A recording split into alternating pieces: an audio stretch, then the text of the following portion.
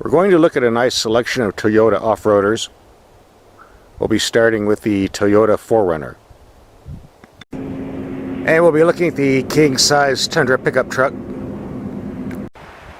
And we'll be looking at the mid-size Toyota Highlander. We'll be taking a spin in the Toyota Rav4. Now getting back to the 4Runner.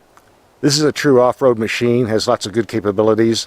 Right up there with the Jeep Wranglers and Range Rovers, but with Toyota reliability and durability. I'm told Toyota will still offer 4-cylinder. However, for serious use you need this 270 horsepower V6 connected to a 5-speed automatic transmission rated at 17 to 21 miles per gallon. The materials and workmanship of the cabin are first rate. The controls are very simple, easy to use. The gauge cluster is easy to read when it's slid up, but Toyota has this thing about putting instruments in deep tunnels, which makes it kind of awkward to look at. I guess you'll get used to this. Down on the snob here we have a full-time 4-wheel drive system, a part-time 4-wheel drive system, and a 4-wheel drive low for serious off-roading. We also get skid plates in case you hit some nasty rocks. This is the 4Runner at its best, back here on the nasty forest roads. No problem at all.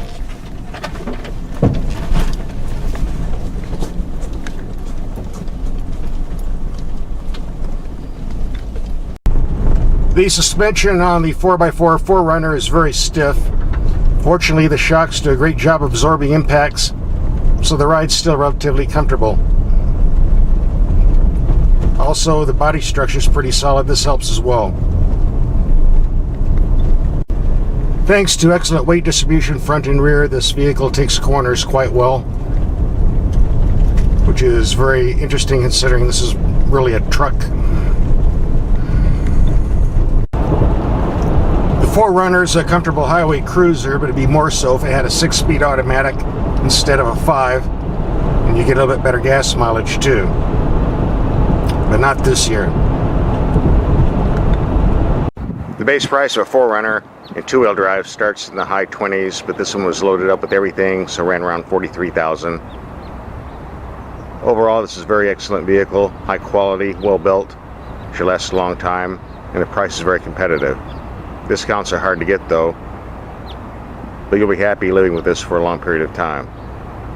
A great off-roader, or a city driver if you can afford the gas. If you can afford the $42,000 for the Toyota 4Runner, you can probably afford the same amount of money for this giant Tundra pickup truck.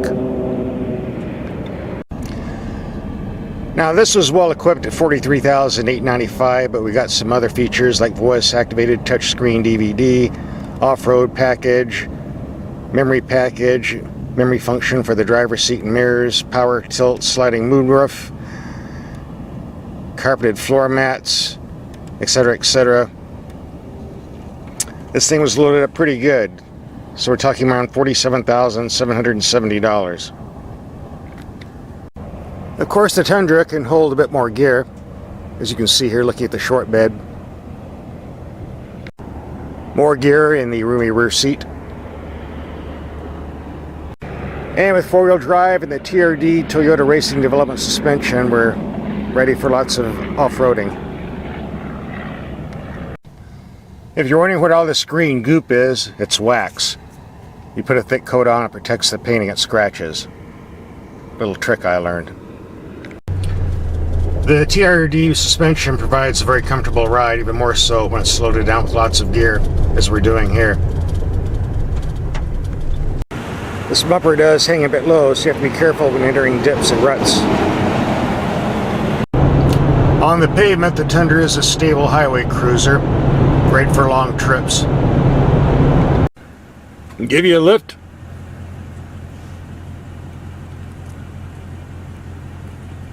Guess not.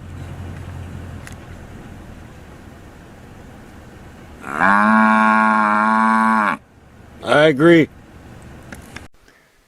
This is one of the best kept secrets in Arizona, a genuine unexplored cave. Unexplored except by me.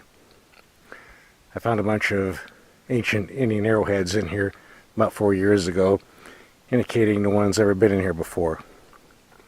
A rare find. Not so rare are the scorpions and rattlesnakes that like to visit this time of year.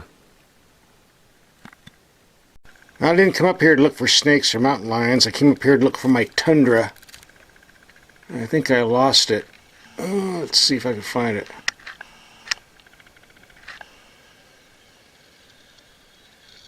Oh, there it is. Only a half-mile hike. Lucky me. Whew, what a hike at last. Let's get this Tundra video started. Yeah, it looks like we're having a full moon tonight. Not good. The vampire bats will be out. Better wear my hat. If you like camping and you bring lots of gear, the Tundra is the way to go.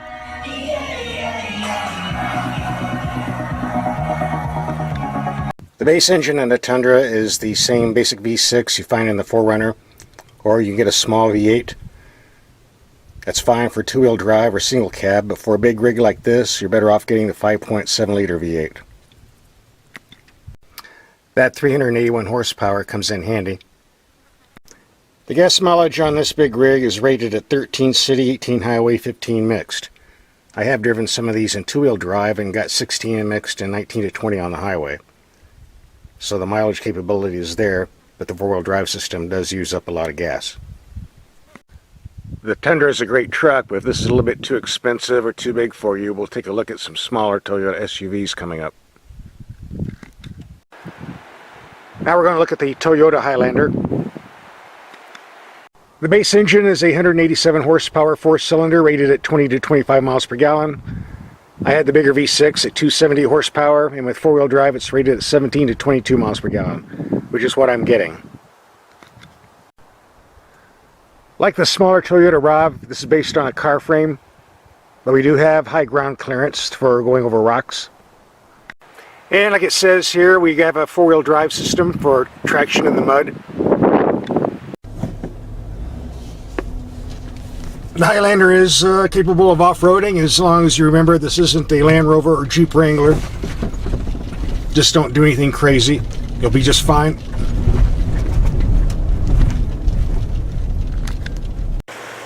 There's a bit of overhang on the front bumper, so you have to be careful when going through dips, but it's not too bad. Some people on the web have complained that the steering on the Highlander is unresponsive and slow. I don't find that true at all. A bit over-assisted, but still responsive and no problem at all as far as I'm concerned.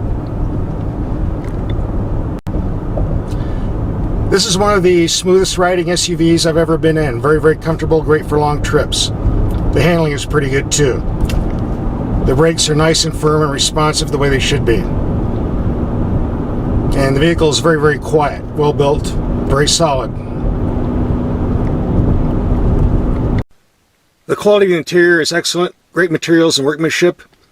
There aren't as many knobs as I would like, but all controls are very easy to use. And we get a giant glove box. Thank you. And the seats are very comfortable. Lots of room in the back too. Total thumbs up. The base price of a Highlander starts around $29,000 for the 4-cylinder. This one was loaded up with about everything, so just over $40,000. The only way you can pay more is to get the hybrid version, which will run around $43,000 plus. But overall, this is an excellent vehicle for light-duty off-road use. And of course, you got that nice Toyota quality, so it's going to run for a long time. Now we'll take a look at the smallest SUV in the Toyota line, the Toyota Rav4. There are two main differences between the Rav4 and the Toyota Highlander. Number one is cost. The Rav starts around $23,000, goes up just over $30,000. And number two, obviously, the size.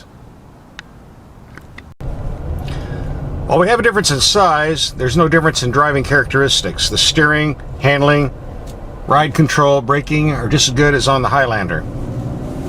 So you're not sacrificing anything in that area.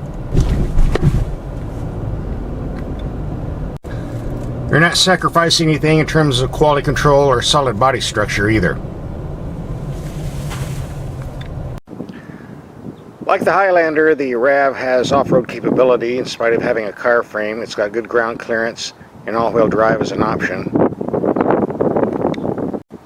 One advantage it has, however, is the bumper has very little overhang, so you can take dips and deep potholes out in the desert or dirt without tearing the front end off. A very nice feature to have. This RAV was priced just over $30,000, and one of the reasons is because it had this nice brown leather trim. Looks kind of like the King Ranch package you get in the Ford F-150. Very nice. The gauge cluster is well designed, easy to read with lots of useful information. The controls are very easy to use. Some of this is due to the fact we get very simple knobs for the audio and climate control, which certainly helps. The previous RAV had 3-row seating for 7. The current RAV has 2-row seating for 5. I don't think you're going to miss the extra seat. The previous RAVs also had a V6 engine as an option, but most buyers didn't want it, so this here all we get is a 4-cylinder, but it's more than adequate to do the job. I'm getting around 25 to 26 in mixed city highway driving, which is pretty good for an SUV. In heavy stop-and-go traffic, the worst I got was 22 miles per gallon. Again, not too bad for an SUV. When I test vehicles, I try to find things that are wrong, but it's pretty hard to find anything wrong with the Rav4. If you're looking for quality and economy in a small package, the Rav4 fits the bill quite well. To look at other Toyota and Lexus tests, just get on YouTube, punch in my name, and they'll come right up.